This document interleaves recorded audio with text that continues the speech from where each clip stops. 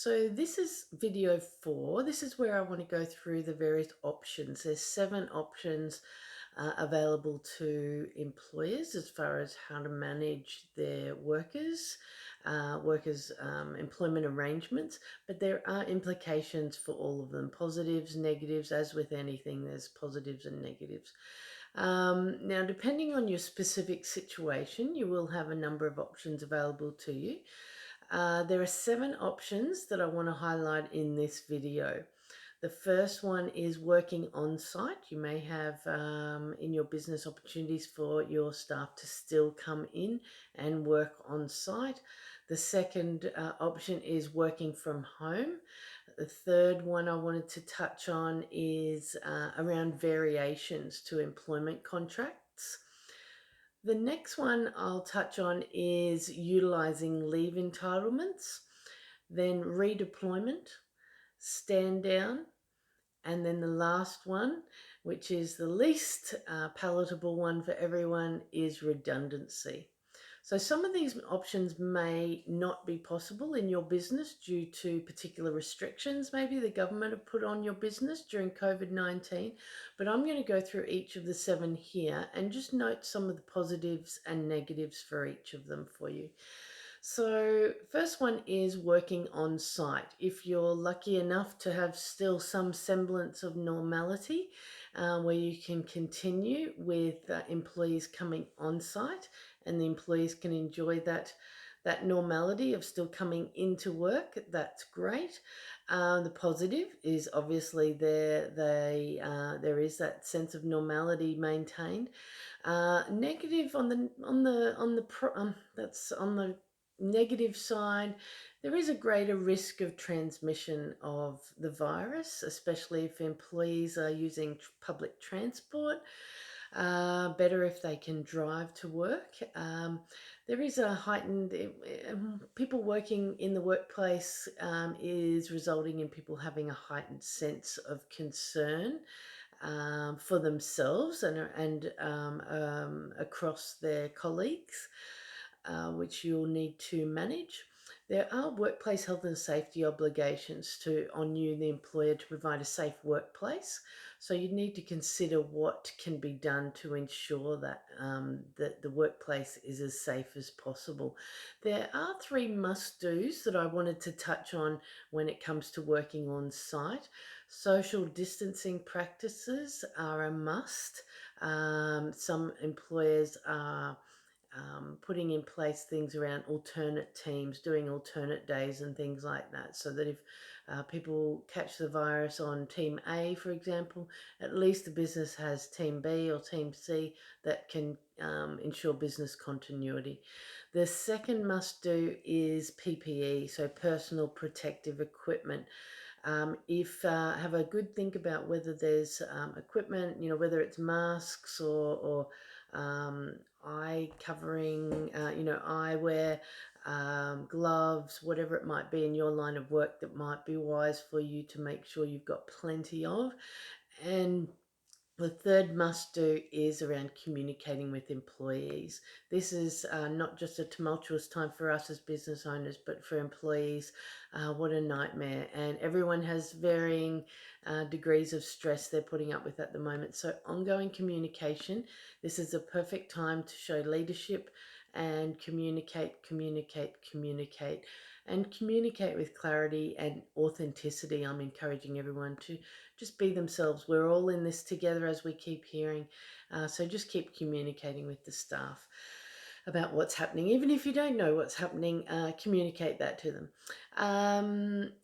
Option 2 is working from home. So for many employers, that is an option.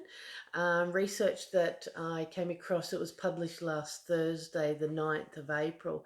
I read it said that around 70 to 80% of companies actually have their employees working from home at the moment. So I thought that was a higher percentage than I expected.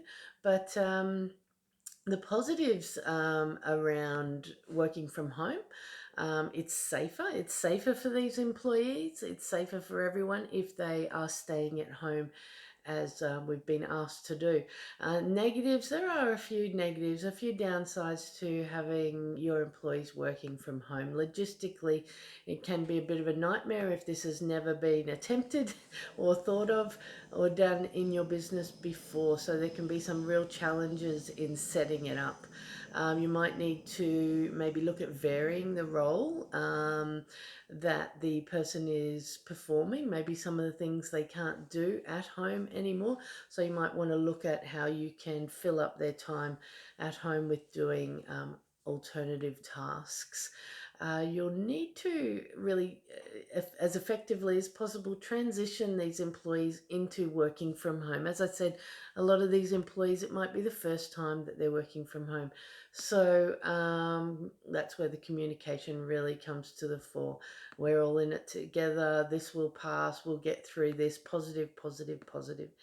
Um, you need a working from home policy, or you need to review an existing one that you may have and amend it. Please have a look at those policies. I'll touch on the policy a bit later in a bit more detail. But another downside to working from home, it is going to be a bit harder for you to ascertain whether employees are being productive or not. You need to develop or think through how you're going to keep these employees engaged. So you might want to look at altering your existing engagement strategy, or possibly coming up with an engagement strategy that focuses on these people not going insane at home. A lot of the extroverts are struggling. Even the introverts are struggling, apparently, some of them. They, even though they don't want to interact with everyone when they're at work, just being around and close to others, they're missing out on that stuff.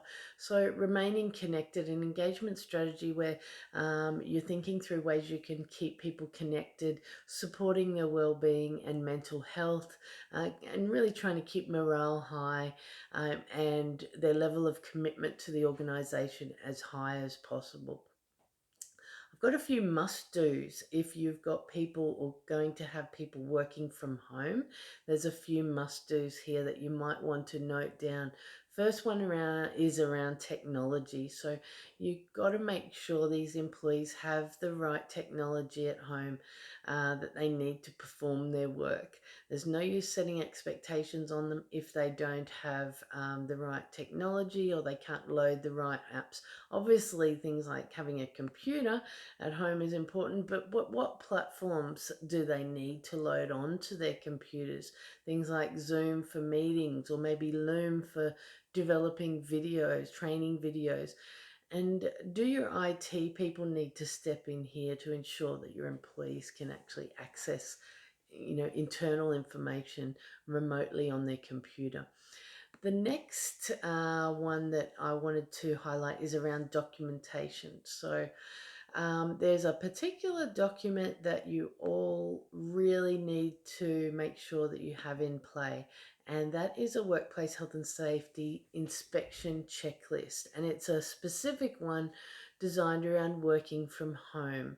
So you as the employer are legally required under workplace health and safety legislation in Australia to do what is reasonable to ensure that your employees have a safe place to work. And just because they're not in the normal workplace doesn't mean that that requirement on you falls away.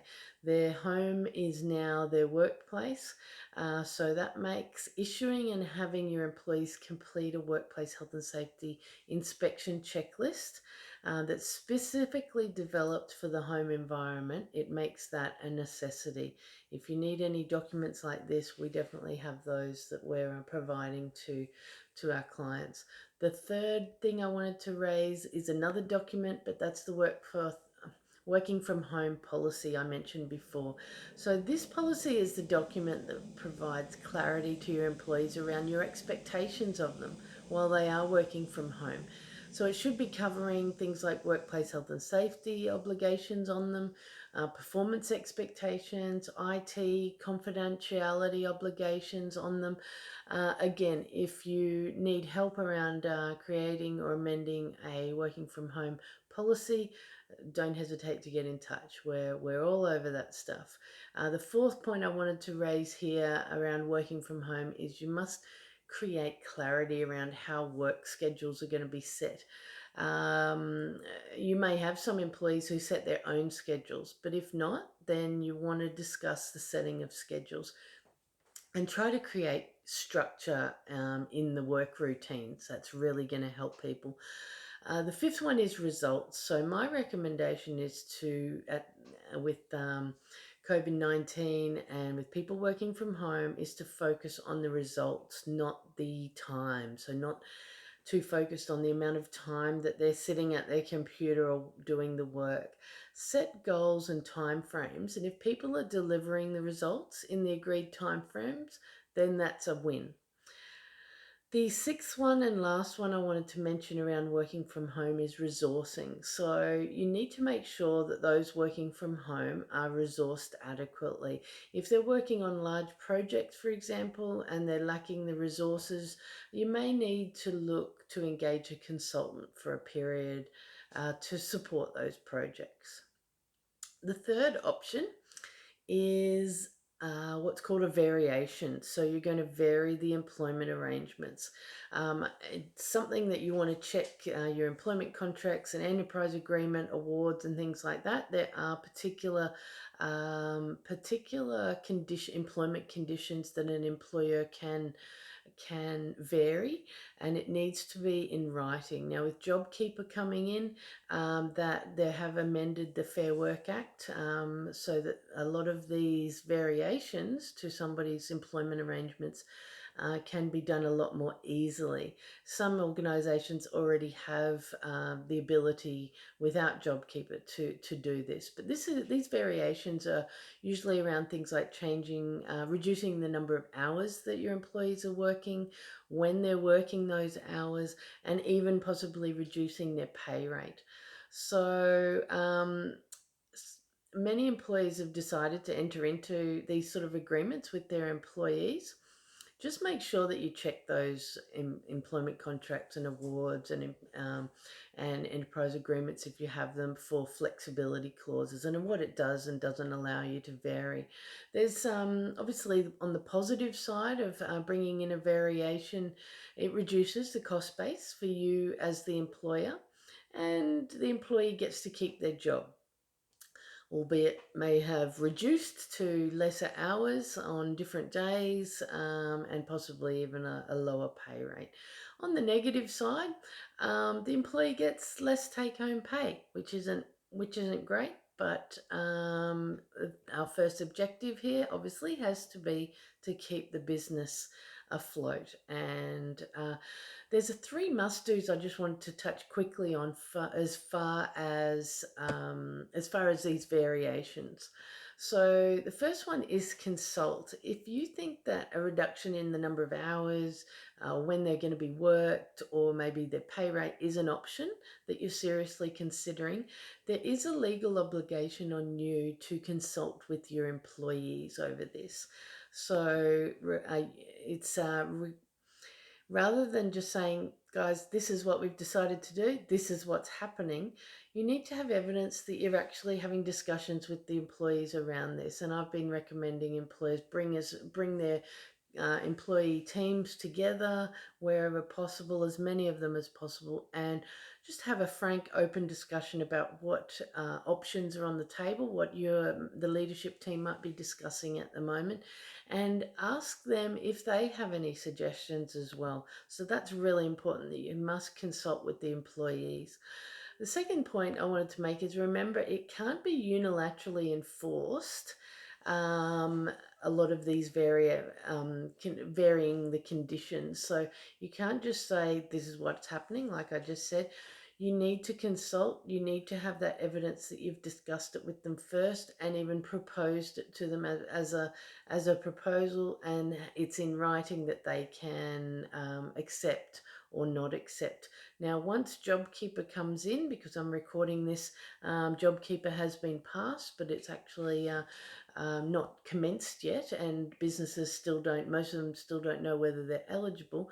Once JobKeeper comes in, then under the Fair Work Act changes recently, the business owner will have more power to unilaterally decide and enforce some of these variations.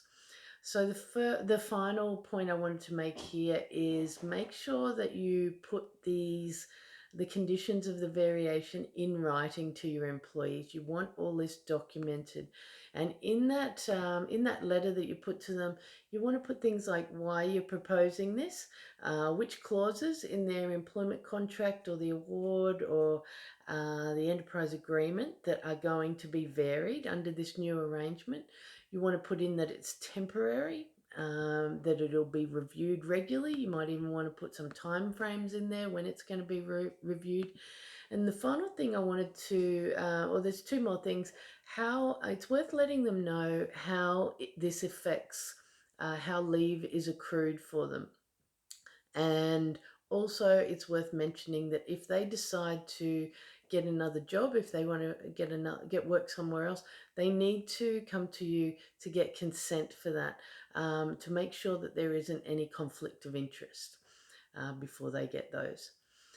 So, takes us to option 4, which is around utilizing leave entitlements. So, these employees have probably got varying amounts of annual leave. They might want to take it at full pay, they might want to take it at half pay.